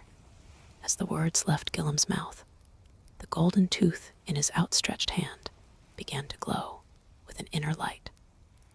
The air around him shimmered, and a thin beam of golden energy shot from the tooth to the center of the gateway. Simultaneously, Corvus's blue fire surged forward, creating a competing stream of power that clashed with Guillem's golden beam at the portal's threshold. The two energies twisted around each other like wrestling serpents, neither gaining dominance. "What are you doing, you fool?" Corvus snarled, his face contorted with effort. "You have no idea what forces you're tampering with." "I know enough," Guillem grunted, struggling to maintain his connection to the gateway. The golden tooth was growing hot in his palm, almost painfully so. "This isn't about your baron's greed." The patrons had backed against the walls, watching the magical duel with a mixture of terror and awe. Martha had pulled Alice behind the bar for protection, while Thomas stood ready to intervene, though clearly unsure of how to fight magical energy. "Stop them," Corvus commanded his guards. "Seize the tooth." Guards advanced hesitantly, swords drawn, but found their path blocked by Dirk and his mercenaries. "Don't think so," Dirk said, his own blade gleaming in the strange mixed light of competing magics. "Something tells me the tavern keeper has the right idea." Lady Elaine had joined forces with Mistress Wren, the two women standing near the painting portal, hands linked in what appeared to be a protective gesture. Brother Anselm stood nearby, frantically flipping through his notes as though searching for relevant information. The competing energies continued their stalemate, creating an escalating whine that made everyone's teeth ache. Outside, the weather had taken a dramatic turn. Though it had been a clear summer day, dark clouds now churned overhead, illuminated occasionally by flashes of lightning. Thunder rumbled, seemingly in rhythm with the pulsing gateway. "A convergence storm," Harold shouted over the growing cacophony. "The gateway is affecting our world's natural forces." As if to confirm his assessment, rain suddenly began hammering against the tavern's roof and windows with unnatural force. Wind howled, finding every crack and crevice in the old building, causing candles to flicker and doors to rattle in their frames. Through it all, Guillem maintained his position, the golden beam from the tooth never wavering despite the chaos. His years as a mercenary had taught him to remain focused amid battlefield confusion, and he drew on that experience now. Corvus, however, was beginning to falter. His thin face had grown pale, beads of sweat forming on his brow as he struggled to maintain his competing ritual. "This isn't possible," he gasped. "My power draws from the Azure Harbinger itself." "As does mine," Guillem replied, though he knew it wasn't his power at all, but that of Draconis, channeled through the golden tooth. "But I have something you don't, Magister." "And what might that be?" Corvus sneered, rallying his strength for another surge of blue fire. "The right," Guillem said simply. At that moment, a blinding flash of golden light erupted from the gateway, accompanied by a sound like a massive bell being struck. Corvus's blue fire was snuffed out instantly, and the Magister himself was thrown backward, colliding with one of his guards. The gateway stabilized, its edges now defined by a golden rim that pulsed in rhythm with the Azure Harbinger visible through the windows. The alien landscape beyond seemed to shift, the floating islands rearranging themselves to form a path leading to a distant mountain. "It's happening," Alice whispered, peering over the bar. "Father's done it." But Guillem knew he had only completed half the ritual. According to Draconis, stabilizing the gateway was merely preparation for the dragon's passage through it, after which he would seal the breach properly. As if responding to his thoughts, a distant shape appeared in the alien sky, visible through the portal. It grew rapidly larger, a winged silhouette approaching at tremendous speed. "Dragon," someone shouted, and many patrons ducked or made signs to ward off evil. The approaching figure was indeed draconic. Massive wings spread wide, serpentine body propelled with powerful grace, the unmistakable silhouette of a creature from legend. As it drew nearer, details became visible. Scales that shifted color like opals in sunlight, eyes that gleamed with ancient intelligence, and a single golden tooth visible when its mouth opened slightly. "Ready yourselves," Guillem called to the tavern at large. "He comes to seal the breach, not harm us." "You expect us to trust a dragon?" Dirk asked incredulously, though he had not fled or attacked. "I expect you to trust me," Guillem replied. "This is my tavern, and I am its guardian." The approaching dragon had reached the final floating island before the gateway. It paused there, as though gathering itself for the crossing. In that moment of anticipation, Corvus made his move. Having recovered from his magical backfire, he pulled a black dagger from his robes and lunged at Guillem from behind. "Father," Alice screamed in warning. Thomas reacted with surprising speed for his size.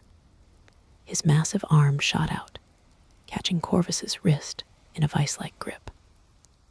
"No," the gentle giant said simply, lifting the Magister off his feet as effortlessly as a child picking up a doll. The guards moved to their master's defense, but found themselves facing not only Dirk's mercenaries, but also Harold, Brother Anselm, and most of the village regulars, who had apparently decided where their loyalties lay. "Let him go, you simpleton," Corvus hissed, his feet dangling above the floor. "The power beyond that gateway could make you a king." "Don't want to be a king," Thomas replied with honest confusion. Like working at the tavern, while this confrontation unfolded, the dragon had made its decision. With a powerful thrust of its wings, it launched itself toward the gateway. The portal rippled as the massive creature approached, stretching like fabric under pressure. "It's too large," Harold observed anxiously. "The gateway can't accommodate its full size." Indeed, as the dragon reached the threshold between worlds, there was a moment of resistance, as though it had hit an invisible barrier. The golden light flickered ominously. The ritual is incomplete, Guillem realized. Still holding the tooth, he approached the gateway, instinctively understanding what was needed. It requires a guardian on both sides. Before anyone could stop him, Guillem stepped forward and placed his free hand against the shimmering surface of the portal.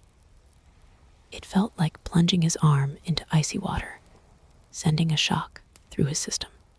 On the other side, the dragon did the same, extending one massive talon toward the threshold.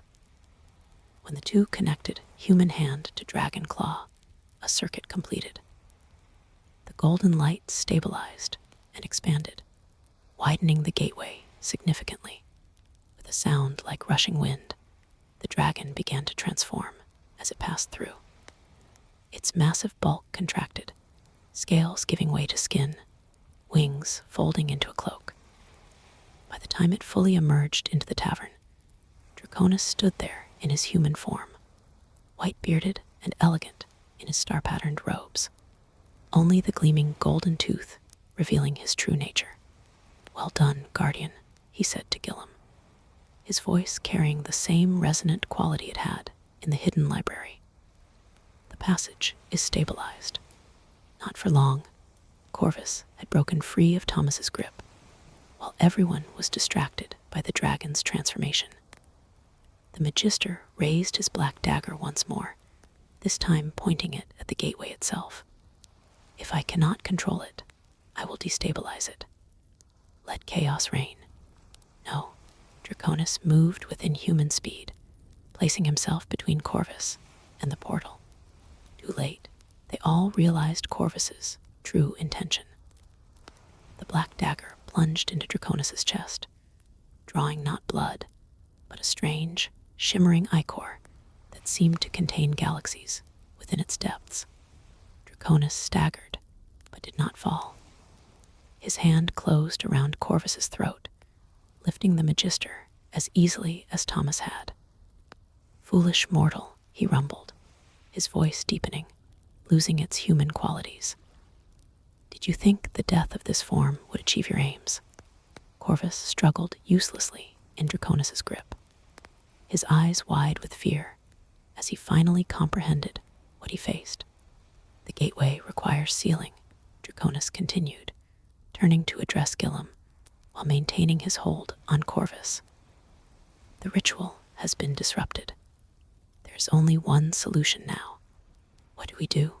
Guillem asked, aware that the portal was beginning to fluctuate again, its golden rim flickering ominously. "Not we." Draconis's form shimmered, his human appearance becoming translucent, revealing glimpses of his dragon self beneath. "I must take the disruptor through and seal it from the other side." "You're leaving," Alice exclaimed in dismay. "But your library, all that knowledge." Draconis smiled gently at her.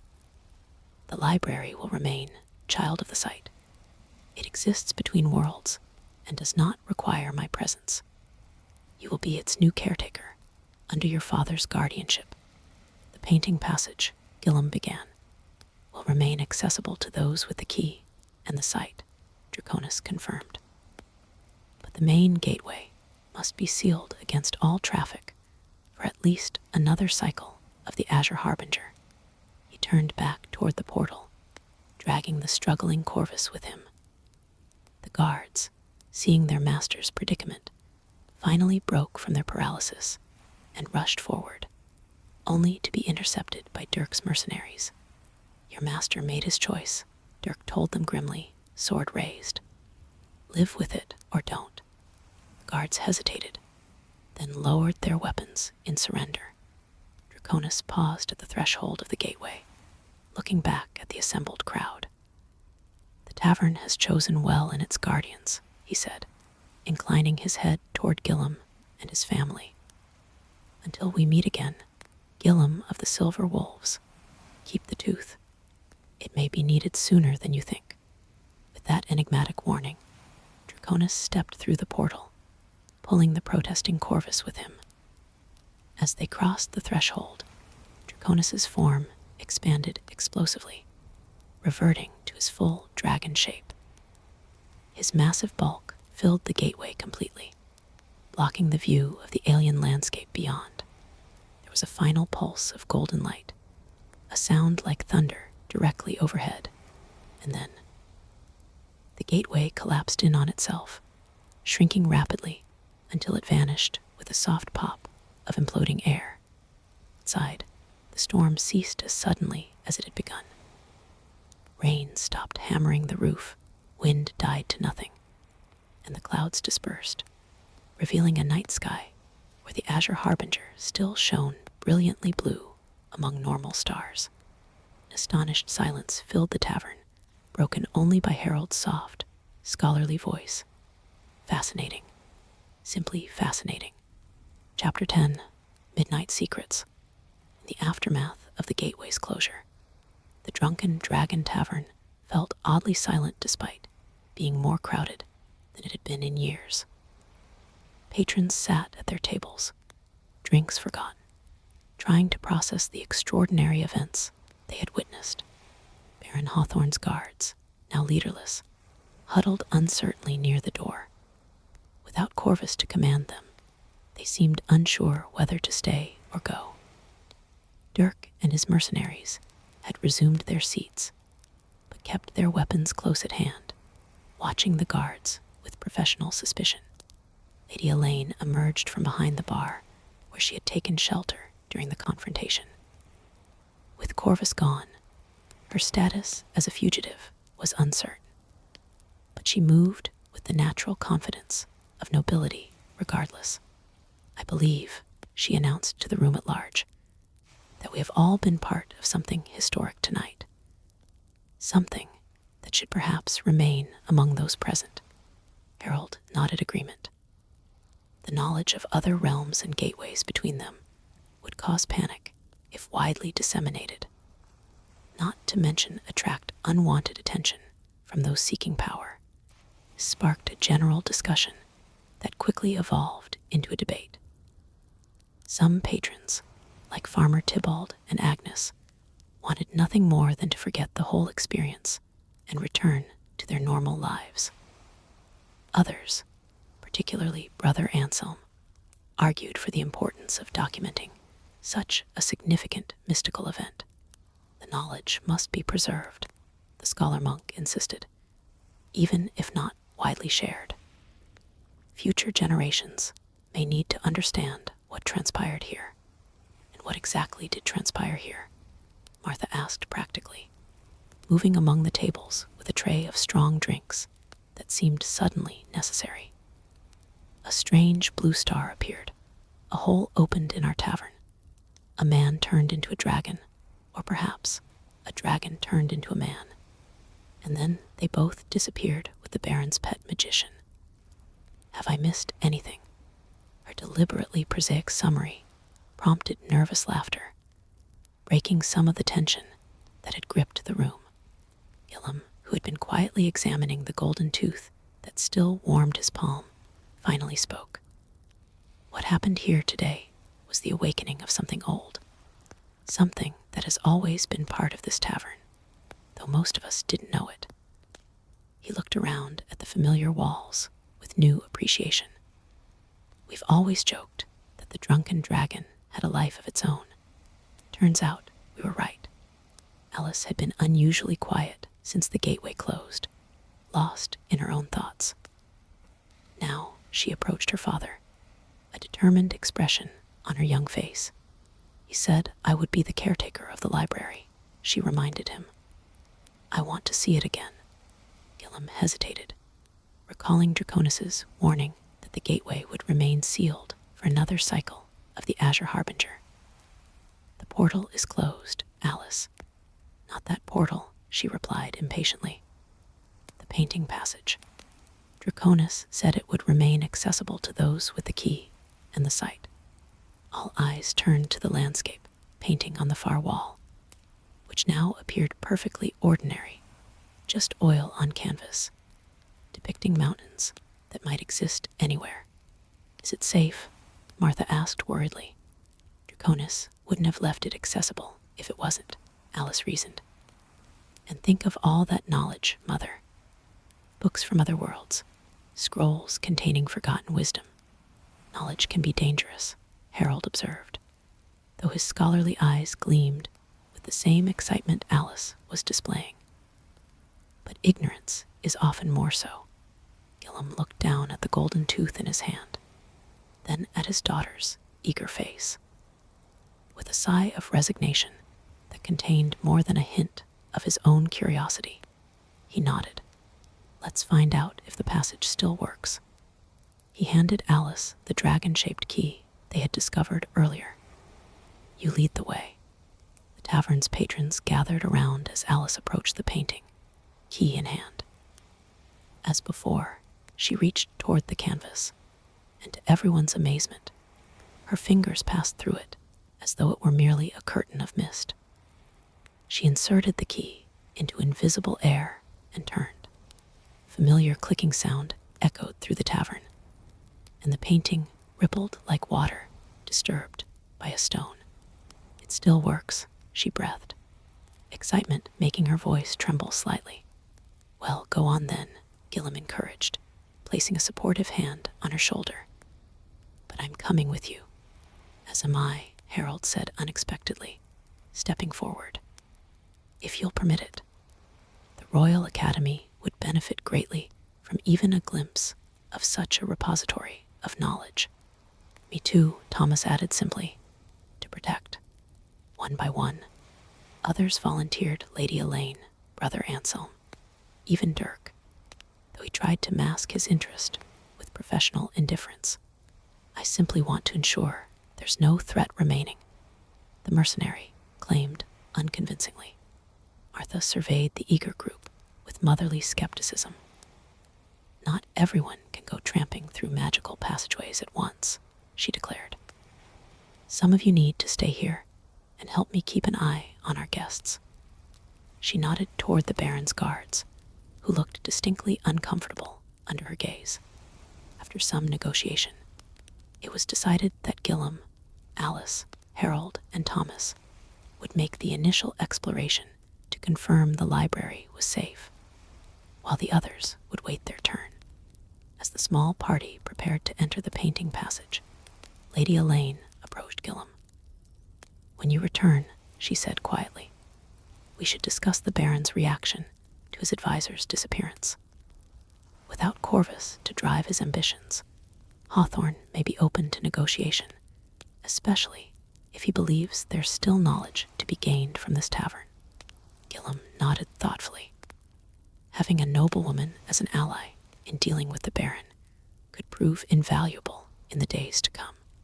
With final preparations made, Alice stepped through the painting, followed by Thomas, Harold, and finally Guillem.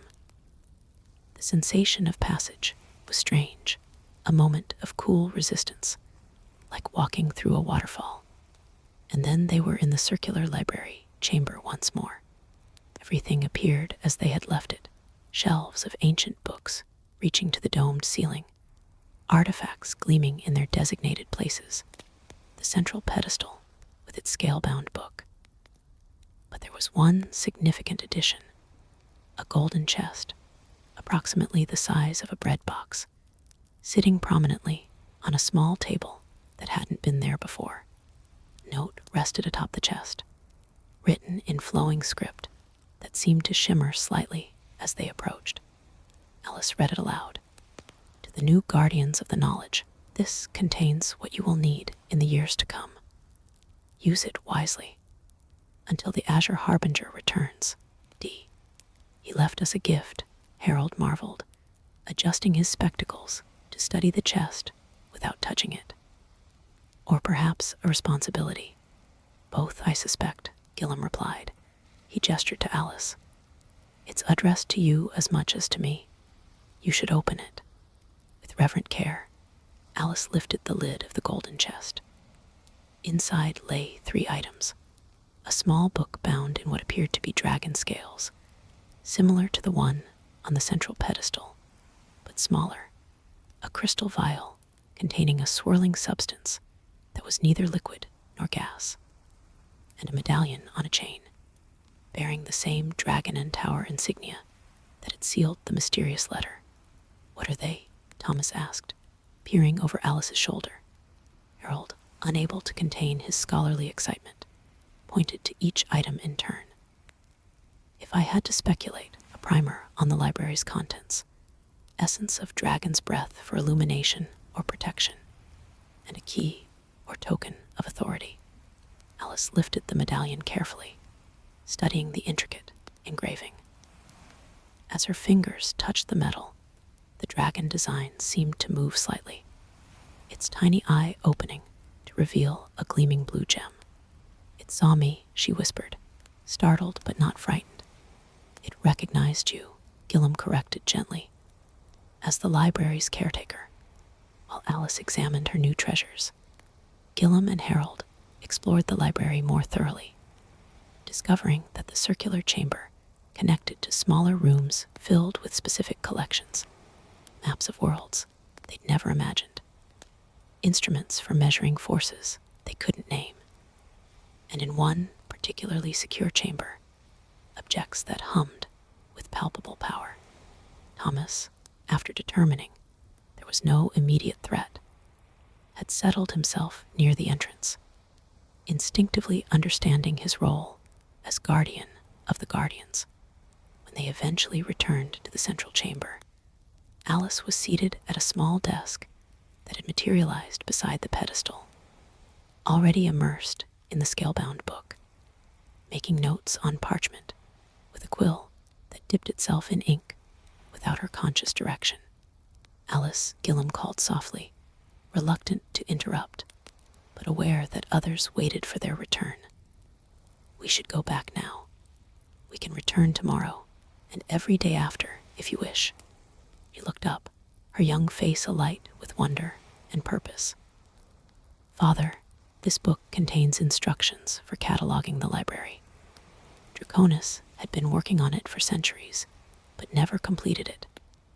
He's left the task to us. A worthy endeavor," Harold agreed, "but one that will take time and careful study. Your father is right. We should return to the tavern for now. I, for one, could use a strong drink after today's excitements." Alice nodded reluctantly, carefully marking her place in the book before closing it. She placed the medallion around her neck, tucking it beneath her bodice, and stoppered the crystal vial securely before returning all 3 items to the chest.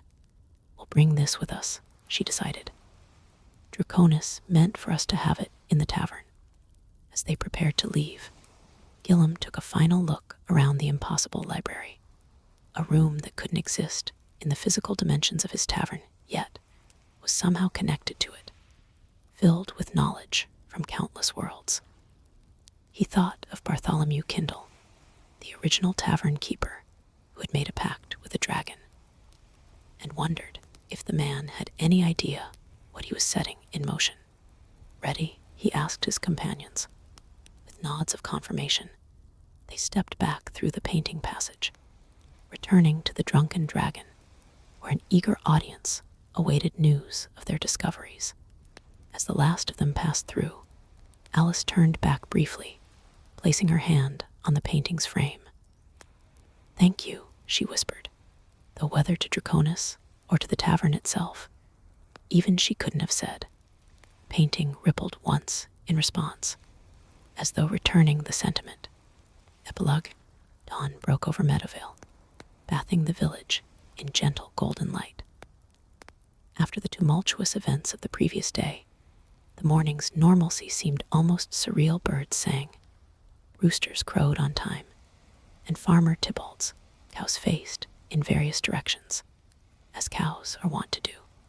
The Drunken Dragon Tavern stood as it always had, its weathered sign creaking gently in the morning breeze. To casual observers, nothing about the establishment appeared different. Yet, for those who had witnessed the previous day's events, the tavern would never be quite the same.